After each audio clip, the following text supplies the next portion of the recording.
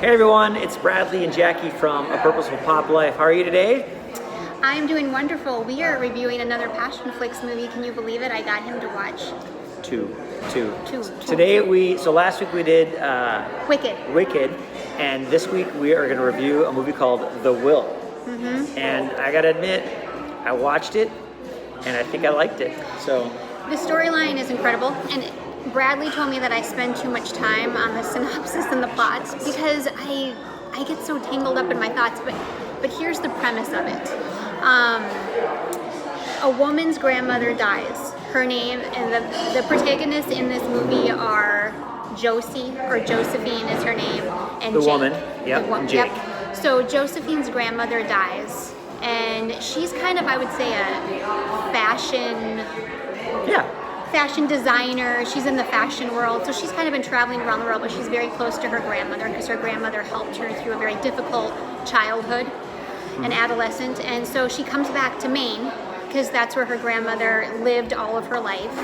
And she comes back to what's called Lavender House.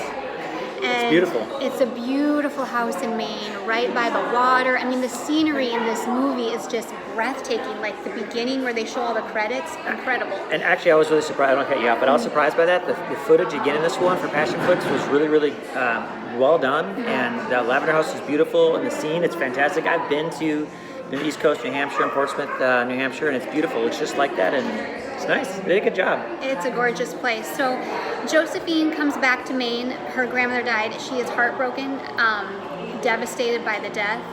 And she hasn't really seen her grandmother a lot in the last decade because she's very career oriented, and that's been her goal her entire life. Yeah. And I want you to watch the movie to figure out why, but there's a reason that she was focusing more on her career than family life, and you'll find that out in the movie.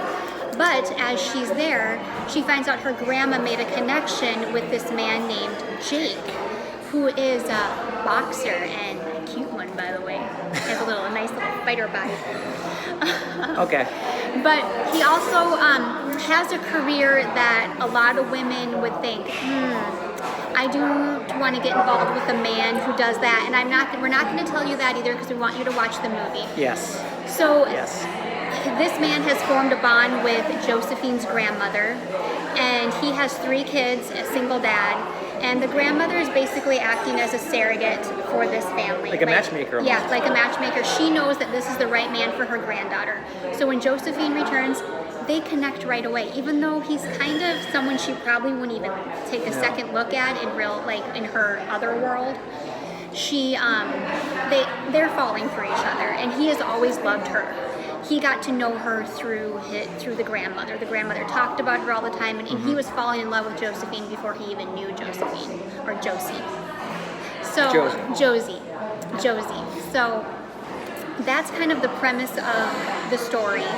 They're falling in love, and what I took away from this is that